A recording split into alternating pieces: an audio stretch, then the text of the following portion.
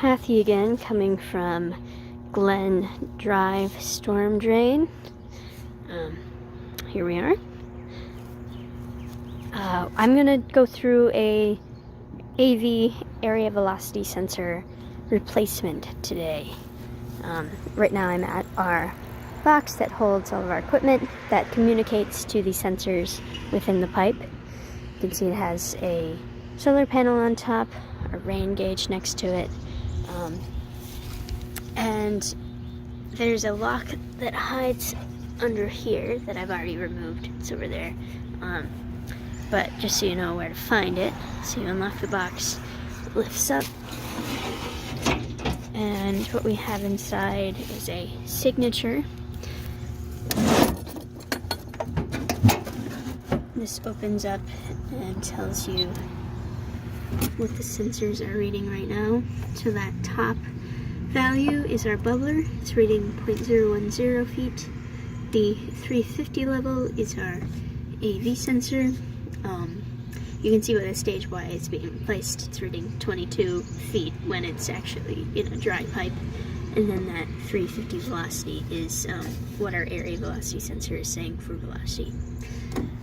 We also have two batteries that power our box when there isn't solar power coming in, and the solar power also recharges these batteries. And then we have a cup that's right there. That is our solar power converter. And then within this box we have our communication devices. So we have a CR1000 top here, and then we have a Raven, which communicates the data to our applications, and Aquarius, which you'll Aquarius.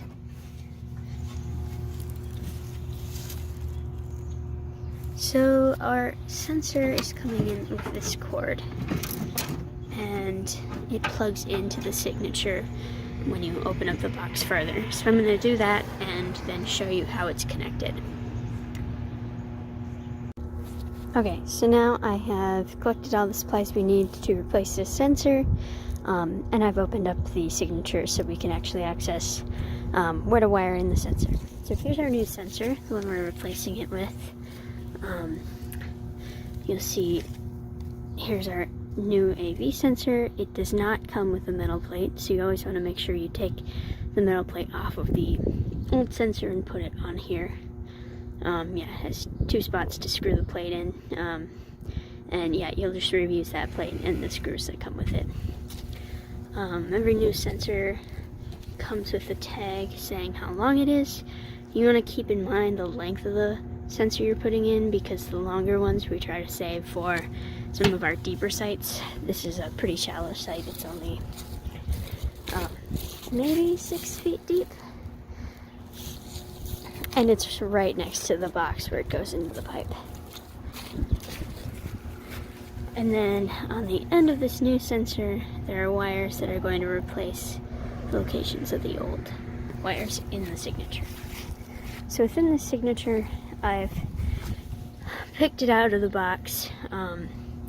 This is the cord coming in from the old sensor, and the only spot we have to worry about wiring is this green plug here and this little white tube. And all of these wires, and including the white tube, come out at the end of this sensor. So you're going to need a wiring screwdriver for this, and some electrical tape, and a metal snake. And I'll get to what to do with the electrical tape and the snake in a bit, but for now I'm going to unscrew these wires. Okay, so now I've unwired our old sensor from this little plug, and I've pulled it out of the spot where it goes into the signature box, and then I've unraveled the cord so it's all in one good line, and I've taped it with electrical tape to our metal snake. And so this cord for the AV sensor, it runs down into the pipe out of this gray conduit. So this conduit runs into our box that holds all of our equipment. It goes through this concrete and then down into the pipe. So when I pull the sensor, when I pull the end of the sensor that plugs into the box into this pipe, I can take the end of the snake that I pull in there with it, attach the wire end of our new sensor and pull it by the snake back up into the box. So that's why we do it that way, why we have to use the snake. And I just want to emphasize with this tape job, connecting the sensor end to the snake, you really don't be shy about taping it on there, because many a time I have taped it incorrectly and those conduits can get kind of tight, especially if you have a couple of cords going through them, and you really just want to attach it on strongly so it doesn't become disconnected. Okay, so now I'm going to pull our old sensor through down into the pipe, attach our new sensor to the snake, and pull the new sensor up through the conduit and into the box. Okay, I now have our new wire pulled into the box. There's the rest of the cord there. And the wires just need to be attached into this plug. So this plug actually pulls out, so I'll let you know, I'll let you see what we're working with. So each of these is sort of labeled with what color wire is supposed to go into which spot. And so you put the wire in that channel there, and then these screws on the top will tighten those channels so that they clamp down on each wire. So I'm going to wire that quick, and then I'll show you what it looks like completed. Okay, so now I have this all wired in, and the last thing to do is plug this back into this port and put this clear bit into this clear receiving location.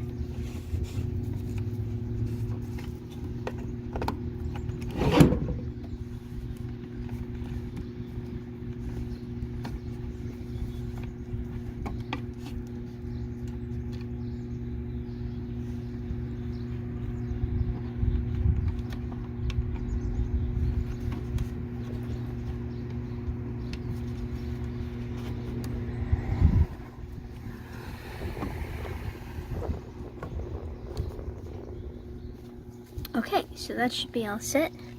I'm going to close this up, and then I'll come back when I return to the final steps. Okay, so at this point I have brought the new sensor wires up into this box. I've wired it into our signature and closed that box. See that there's some screws down there that screw the box shut so you can't access the wires. And I went through the menu and configured it so that it would recognize our new sensor, but I didn't include that in the video just because I'm not very confident in it yet. I'll go through what I think I did, and if you have any issues, call Bill Selbig and he can walk you through it. And that's what we ended up doing today. I called him and he walked me through it. But the general gist is you go to the menu. There we go.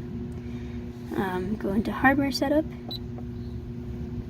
Go into TIENet setup.